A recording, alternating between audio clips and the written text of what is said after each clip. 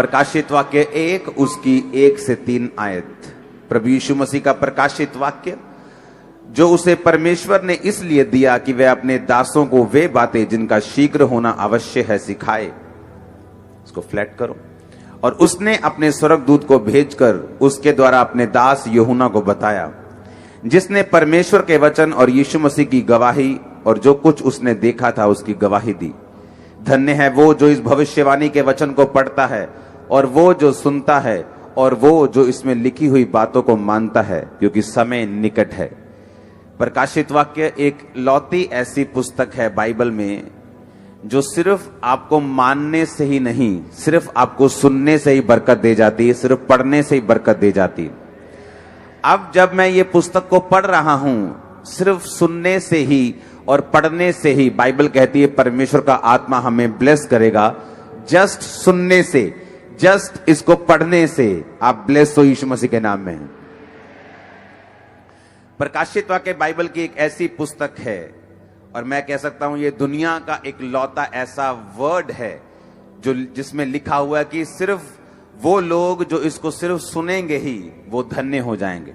धन्य का मतलब है यूनानी इब्रानी भाषा में ब्लेस्ड, कि तुम ब्लेस्ड हो जो इस वचन को सुनते हो और जो इस वचन को पढ़ते हो और दूसरा जो इस वचन को मानते भी हो। आमीन। प्रकाशित वाक्य 3 उसकी 1 से 6 आयत में लिखा, सरदीस की कलीसिया के दूत को ये लिख, जिसके पास परमेश्वर की 7 आत्माएं और 7 तारे हैं। वह ये कहता है कि मैं तेरे कामों को जानता हूं, तू जीवित कहलाता है परंतु है मरा हुआ। जागृत हो और उन वस्तुओं को जो बाकी रह गई हैं और जो मिटने को हैं उन्हें दृढ़ कर, क्योंकि मैंने तेरे किसी काम को अपने परमेश्वर के निकट पूरा नहीं पाया। इसलिए स्मरण कर तूने कैसी शिक्षा प्राप्त की और सुनी थी और उसमें बना रहे और मन फिरा। यदि तू जागृत ना रहेगा तो मैं चोर के समान आ जाऊंगा और तू कदापि ना जान सकेगा कि मैं किस घड़ी तुझ पर आ पड़ूंगा। पर हां, सरदीस में तेरे यहां कुछ ऐसे लोग हैं जिन्होंने अपने अपने वस्त्र अशुद्ध नहीं किए। वे श्वेत वस्त्र पहने हुए मेरे साथ घूमेंगे, क्योंकि वे इस योग्य हैं। जो जय पाए उसे उसी प्रकार श्वेत वस्त्र पहनाया जाएगा और मैं उसका नाम जीवन की पुस्तक में से किसी रीति से ना काटूंगा, पर उसका नाम अपने पिता और उसके स्वर्गदूतों के सामने मान लूंगा। जिसके कान हो वो सुन ले, आत्मा कलीसियाओं से क्या कहता है। सब बोलो आमीन। परमेश्वर ने कहा तुम्हारे पास कुछ ऐसे लोग हैं जिन्होंने अपने अपने वस्त्रों को अशुद्ध नहीं किया है। वे श्वेत वस्त्र पहने हुए मेरे साथ घूमेंगे, क्योंकि वो इसी योग्य हैं। परमेश्वर का आत्मा इसमें कहता है कि तू ध्यान रख, तूने कैसी शिक्षा को प्राप्त किया था और कैसी शिक्षा को सुना था और उसी के अनुसार अपने मन को फिरा। यदि तू जागता ना रहेगा तो चोर के समान, जिस तरह चोर तू नहीं जानता किस घड़ी आता है, अगर तू जानता चोर किस घड़ी तेरे घर में आएगा तो तू कभी भी सोता ना। उसमें लिखा मैं चोर की समान, यानी तू जिस घड़ी समझता भी नहीं, तू जानता भी नहीं, मैं आ जाऊंगा और तुझ पर आ पड़ूंगा। परमेश्वर ने कहा तुम्हारे पास ऐसे कुछ लोग हैं जिन्होंने अपने वस्त्रों को अशुद्ध नहीं किया। वस्त्रों को अशुद्ध करने का मतलब आपके कपड़े गंदे होना नहीं या उन पर मिट्टी लगना नहीं। वस्त्रों को अशुद्ध करने का मतलब अपनी लाइफ को शुद्धता में लेकर चलाना, अपनी लाइफ को व्यभिचार से हटकर चलाना, अपनी लाइफ को हर तरह के उस गलत काम से जो बाइबल में लिखा है कि हमें नहीं करना, उससे हटकर चलाना। और बाइबल कहती है यदि तू अपने वस्त्रों को शुद्ध रखेगा। वस्त्रों का बहुत बार बाइबल में जिक्र आया है। बाइबल कहती एक बार परमेश्वर ने अपने एक दृष्टांत में कहा कि एक राजा ने अपने घर पर विवाह रखा और जब विवाह का भोज आया तो उसने अपने सब पले हुए पशुओं को तैयार किया और जब न्योता भेजा गया अपने जानने वालों को, तो बाइबल कहती कोई ये कह के चला गया कि मैं अपने खेत मोल लिए, मैं उन्हें देखने के लिए जाता हूं। कोई ये कह के चला गया मैंने बैल मोल लिए, मैं उन्हें परखने के लिए जाता हूं। और कोई उस शादी में आने के लिए तैयार नहीं हुआ। बाइबल कहती राजा को गुस्सा आया और उसने अपने सेवकों को कहा कि जाओ और चौक में चले जाओ और जितने अंधे लूले लंगड़े जितने आम बंदे सब मिलते हैं उन सबको ले आओ, ताकि मेरे जो भोज के पशु मरे हैं वो व्यर्थ ना हो और विवाह का घर जो है वो सूना ना रहे। बाइबल कहती बहुत से आम लोग उस भोज में शामिल हुए और राजा फिर उस भोज में आया और एक व्यक्ति के पास गया और उससे कहा हे मित्र, तू विवाह का वस्त्र पहने बिना इस भोज में कैसे आ गया? बाइबल कहती उस व्यक्ति का मुंह बंद हो गया, वो कोई जवाब नहीं दे सका।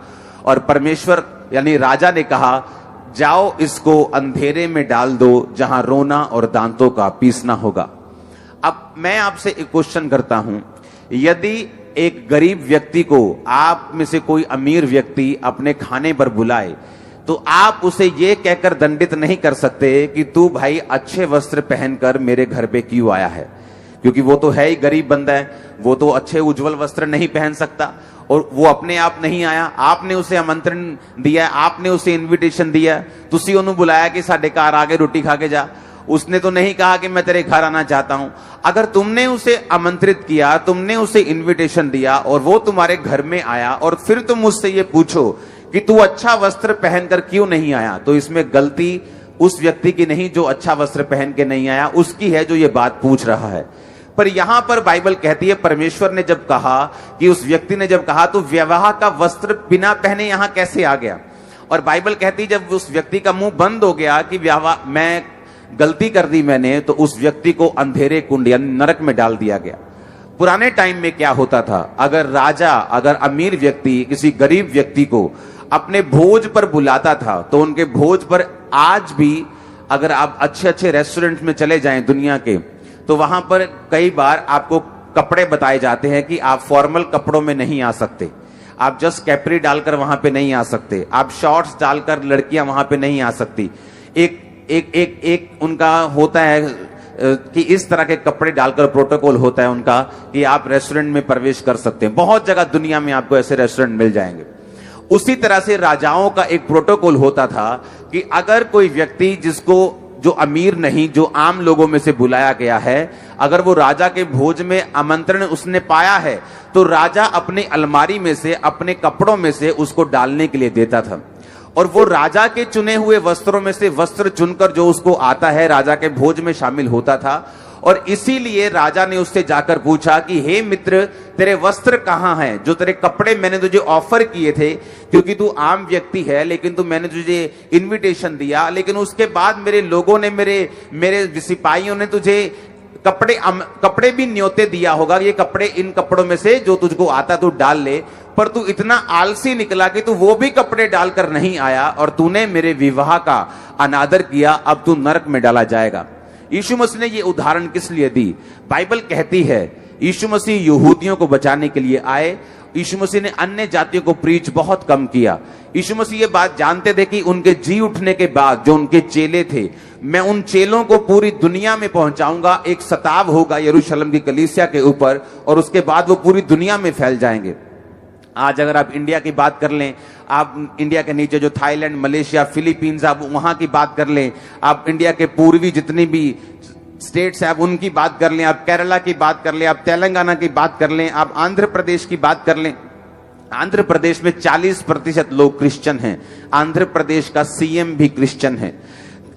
तमिलनाडु से लेकर, केरला से लेकर, गोवा से लेकर, सारी जो ईस्ट वाली जितनी भी, जो मिजोरम, नागालैंड था, जो ये सारी जो बहनें हैं, 7 सिस्टर्स बोलते हैं, सिस्टर स्टेट्स, वो सारी स्टेट से लेकर हर एक व्यक्ति 90% तक वो परमेश्वर में आ चुके हैं। वो सारे लोग कैसे परमेश्वर में आए? क्योंकि यरूशलेम की कलीसिया के ऊपर सताव हुआ और बाइबल कहती उनको भगाया गया ये सोचकर कि हम कामयाब हो गए, पर उन्हें ये मालूम नहीं था ये यहां से जा रहे हैं पर पूरी दुनिया में काम करने वाले हैं।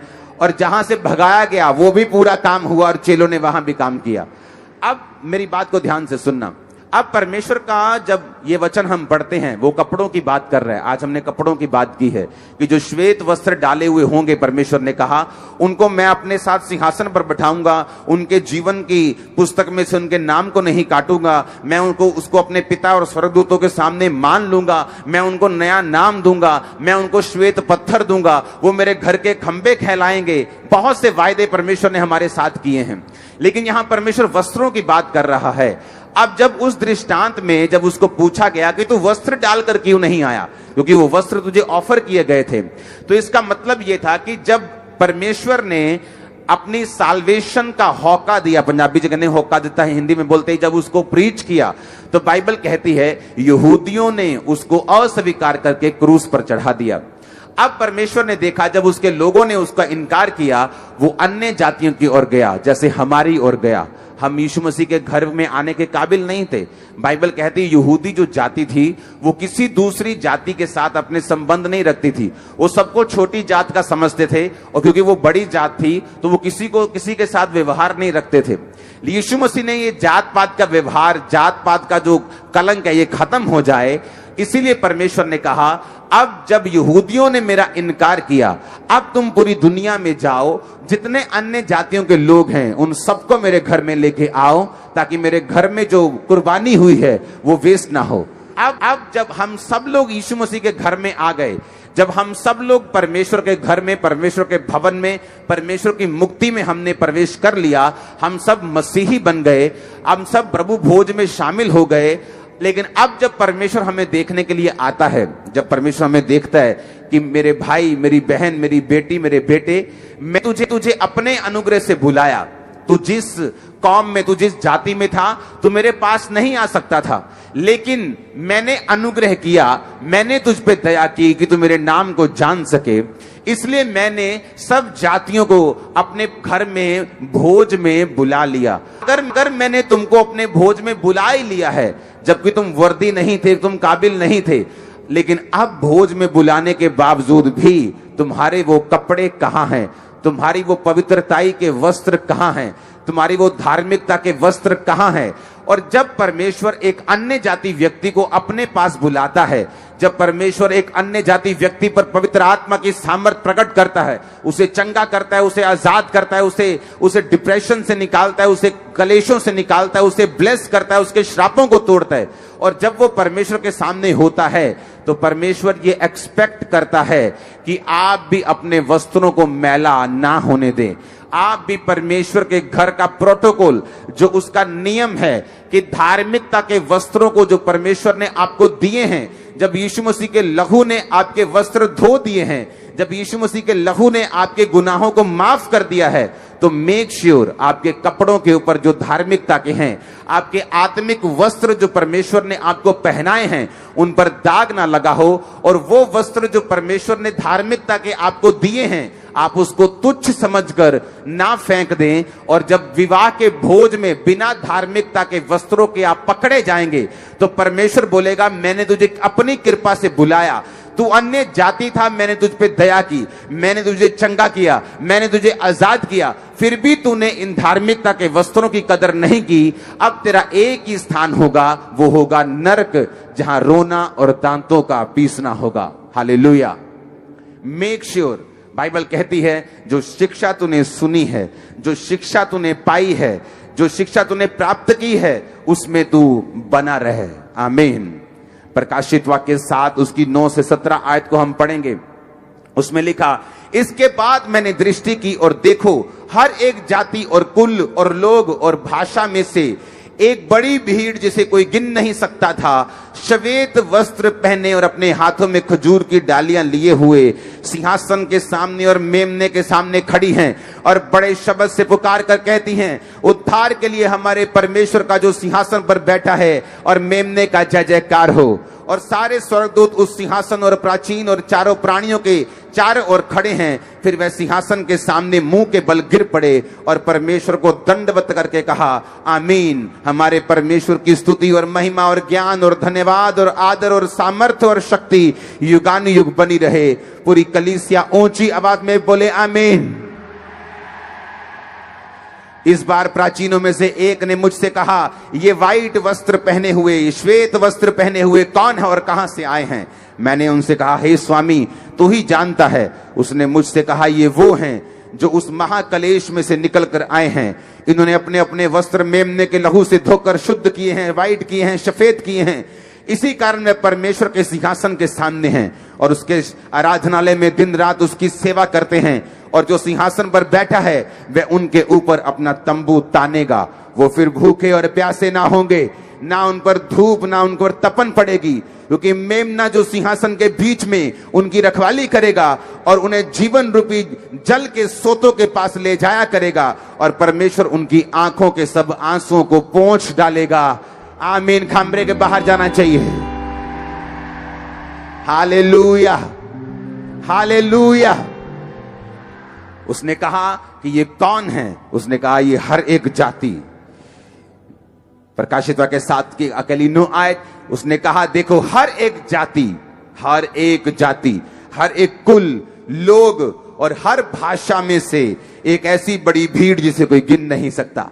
वहां हर भाषा की, हर जाति की, व्हाइट कपड़ों में, जिन्होंने यीशु मसीह के लहू से अपने वस्त्रों को धो लिया है, वो वहां पे खड़े होंगे। वहां जय जयकार करते हुए, मेमने का जय जयकार करते हुए, जीसस क्राइस्ट का जय जयकार करते हुए, जहां पर ना धूप है, ना तपन है, ना बीमारी है, ना आंसू है, ना कलेश है, ना लड़ाई है, ना क्रोध है, ना विरोध है, जहां पर ना व्यभिचार है, ना शादी है, ना बच्चे हैं, जहां तुम परमेश्वर के सामने एक आत्मा की तरह खड़े होंगे कि तुम वही हो। परमेश्वर ने कहा वो व्हाइट वस्त्र पहने हुए लोग, जो अगले थर्सडे हम मीटिंग कर रहे हैं, व्हाइट वस्त्र पहने हुए, हाथों में खजूरों की डालियां लिए हुए। खजूर जो लाइफ का प्रतीक है। खजूरों की डालियां मतलब खजूर को, अगर आप दुबई वाले इलाके में जाएंगे, अगर आप किसी सहारा जैसे मरुस्थल वाले इलाके में जाएंगे, आपको वहां खजूर के पेड़ मिलेंगे। आप हैरान होंगे कि बिल्कुल रेत पर लगे हैं, बिल्कुल गर्मी, 50 डिग्री गर्मी पड़ रही है कि आप ऑमलेट बना सकते हो खुले में, इतनी गर्मी है, लेकिन वो पेड़ आपको हरा मिलेगा, वो पेड़ आपको फल देता हुआ मिलेगा। उसने आपको खजूरों की डालियों लेकर क्यों बोला?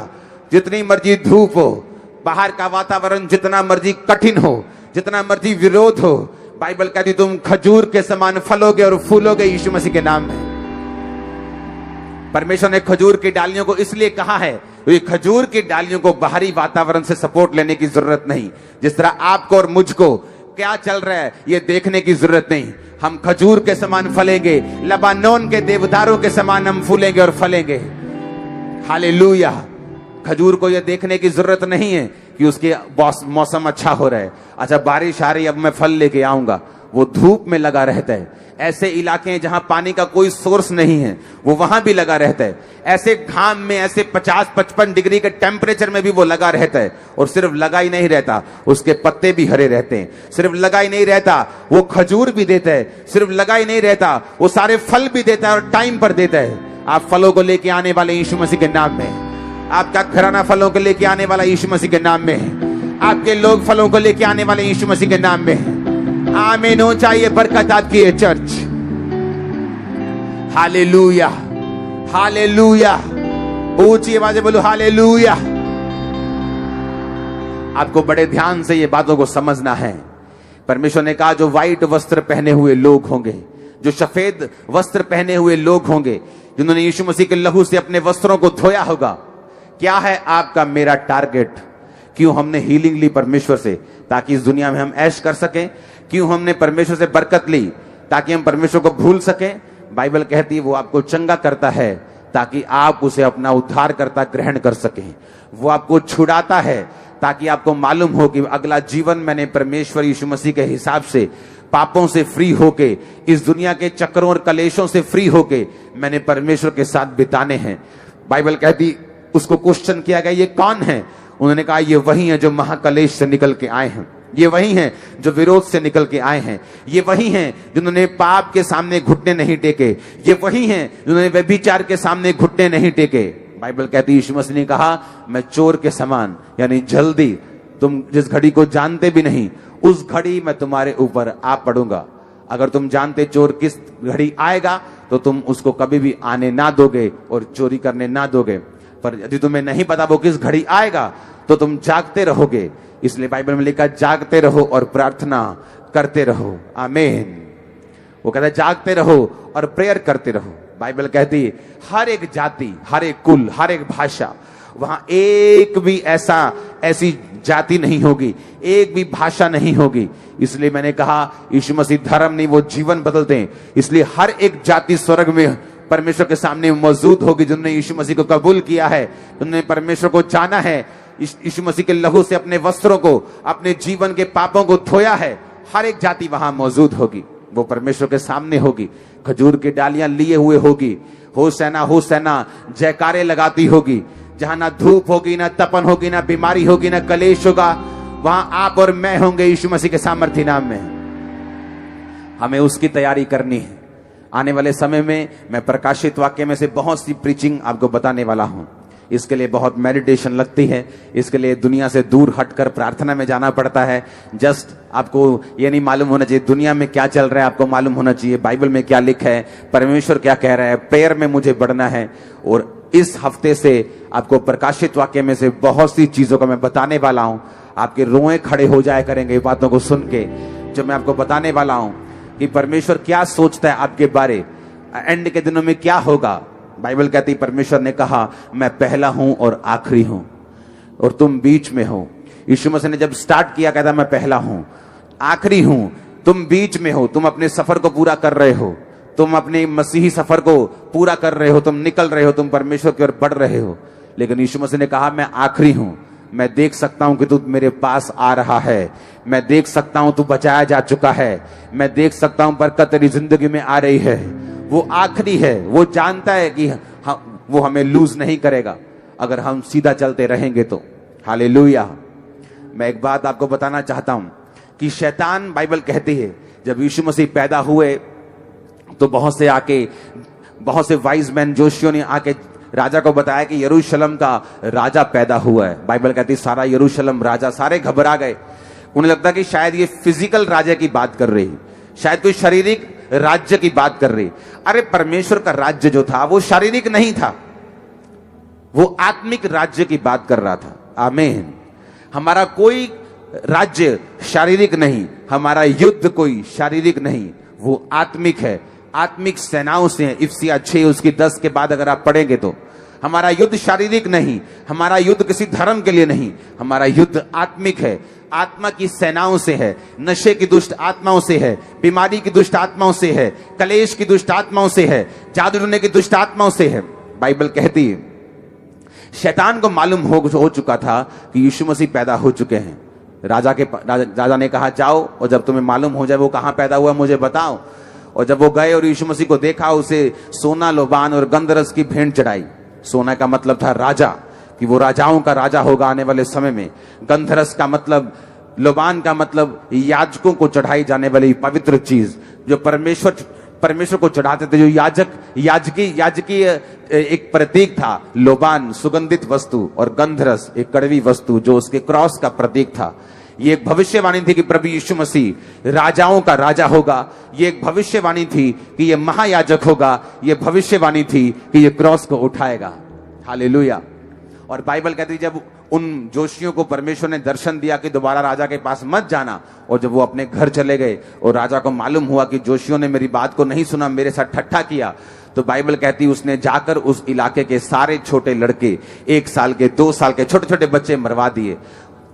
वो बच्चे बहुत हजारों की गिनती में नहीं थे, वो कुछ ही गिनती में थे, लेकिन वो सारे बच्चे मरवा दिए गए। बाइबल कहती है राहमाह में एक बड़ा करुणा नाद सुनाई दिया। मैं आपको ये बातें इसलिए कह रहा हूं कि जब शैतान को मालूम होता है कि कुछ मुक्ति का काम होने वाला है, जब शैतान को मालूम होता है कि लोग नशों से आजाद होंगे, जब शैतान को मालूम होता है कि लोग मुक्ति की ओर अब चल पड़े हैं, बाइबल कहती है वो हमेशा इस प्लान को डिस्टर्ब करने की कोशिश करता है, हमेशा मार कुटाई करने की कोशिश करता है। लेकिन शैतान इस बात को कान खोल के सुन ले, परमेश्वर उससे 10 कदम, 100 कदम, 1000 कदम आगे होते हैं। उसे लगता था कि उसने उन बच्चों को मरवा दिया, काम खत्म हो गया।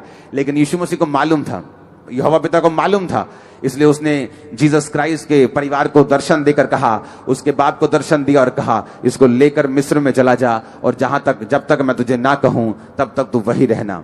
तो वो यीशु मसीह की जो माता, जो मरियम थी, उसका पति उसको उठाकर बाइबल कहती मिस्र में चले गए, और जब तक वो राजा नहीं मरा तब तक वो वही रहे।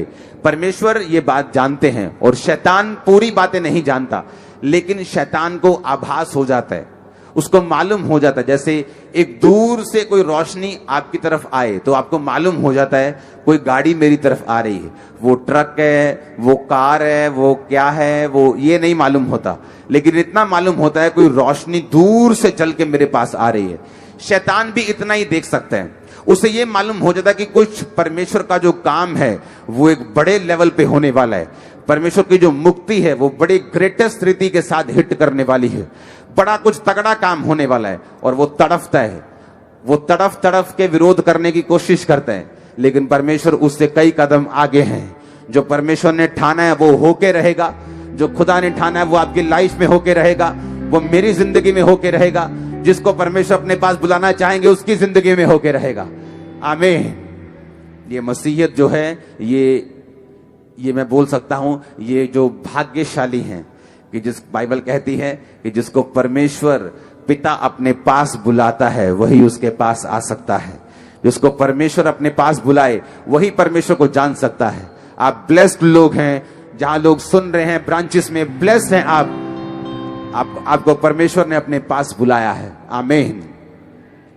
अब जब थर्सडे को हम मिलेंगे वही व्हाइट कपड़ों में खजूर की डालियां तो लेते आना, तो उसका मतलब यह है कि हम आत्मिक आमद के लिए तैयार हो रहे हैं। हम जानते हैं अंत के दिनों में उसकी निशानियों को, अंत के दिनों में क्या होगा।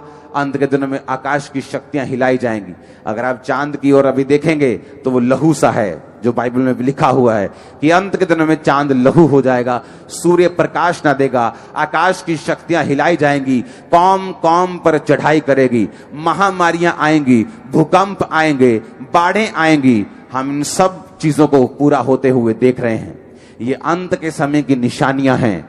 अंत के समय का वो आवर, वो 1 घंटा जो है वो करीब आ चुका है। यीशु मसीह आपको लेने के लिए आने वाले हैं। अपने व्हाइट कपड़ों को धो के रखे हैं। वो व्हाइट कपड़े नहीं जो आप अगले वीरवार डालने वाले हैं, वो कपड़े जो परमेश्वर ने आपको धार्मिकता के दिए हैं। उसमें किसी व्यभिचार का दाग नहीं होना चाहिए, किसी नशे का दाग नहीं होना चाहिए, किसी भी खिलाफत का, निंदा का दाग नहीं होना चाहिए। बाइबल कहती है, वो कहता जो कपड़े मैंने तुझे दिए हैं उन्हें संभाल के रख। वो तेरी कृपा से नहीं मिले, तू अच्छा था इसलिए तुझे नहीं मिले, क्योंकि मैंने तुझे भोज में शामिल किया, अपनी कृपा से बुलाया, वो इसलिए तुझे मिले हैं। अगले थर्सडे जब हम मिलेंगे, आप ये खुदा के साथ वायदा करेंगे कि आप अपने उन श्वेत वस्त्रों को संभाल के रखेंगे। आप अपने उन श्वेत वस्त्रों को जो खुदा ने धार्मिकता के आपको दिए हैं, आप उनको पकड़ के रखेंगे। आप उन्हें गंदा नहीं करेंगे, ताकि स्वर्ग में, ताकि जब हम उठाए जाएं, जब हमारा न्याय सिंहासन के सामने न्याय हो, तो हमें ये ना कहा जाए कि तुझे वस्त्र ऑफर किए गए थे, तेरे वो वस्त्र कहां हैं। ऐसा ना हो कि हमारा मुंह बंद हो जाए, हमारे पास जवाब ना हो और हम उठाकर नरक में डाल दिए जाएं। और नरक और स्वर्ग के बीच बाइबल कहती है कि बड़ा गड्ढा है। ना तो कोई स्वर्ग से नरक आ सकता है अपने लोगों को प्ली करने के लिए कि भाई साहब मुझे बचा लो, मैं तौबा करता हूं। ना कोई स्वर्ग से नरक जा सकता है उनको तौबा का प्रचार करने के लिए। यही धरती खुदाबंद ने दी है तौबा का प्रचार करने के लिए। कोई स्वर्ग दूत भी तौबा का प्रचार नहीं कर सकता। ये आपको और मुझको परमेश्वर ने इख्तियार दिया है, अधिकार दिया है। इसीलिए किसी स्वर्ग दूत का विरोध आप होते हुए कभी नहीं सुनेंगे। आप इंसानों का विरोध होते हुए सुनते हैं, क्योंकि इंसान ही है जो मुक्ति का प्रचार करने के लिए परमेश्वर ने धरती पर निर्धारित किया है। और शैतान को बिल्कुल अच्छा नहीं लगता जब कोई मुक्ति का प्रचार करे, उद्धारकर्ता का प्रचार करे, मुक्तिदाता यीशु मसीह का प्रचार करे, कि यीशु ही प्रभु है, वो इस चीज का प्रचार करे, उसको अच्छा नहीं लगता। इसलिए आपको प्रीच करते रहना है, आपको बोलते रहना है, हौका पंजाबी कहते देंदे रहना है, ताकि परमेश्वर में जो लोग बचाए जाएं वो स्वर्ग के वारिस हों। मेरी ये प्रेयर है, आपके द्वारा आपका परिवार, आपका नगर, आपका घराना मसीह में बचाए जाएं। आपके पास इतनी ब्लेसिंग हो, इतनी ब्लेसिंग हो, इतनी ब्लेसिंग हो कि आप उसको मुक्ति के प्रचार में लगा सकें यीशु मसीह के सामर्थ्य नाम में। आमीन। मेरे को ऊंचे वाला और खरकदार चाहिए थोड़ा सा। परमेश्वर के वचनों को सुनने के लिए हमारे चैनल को सब्सक्राइब कीजिए और हमारी लेटेस्ट वीडियो सबसे पहले देखने के लिए बेल आइकन को प्रेस कीजिए।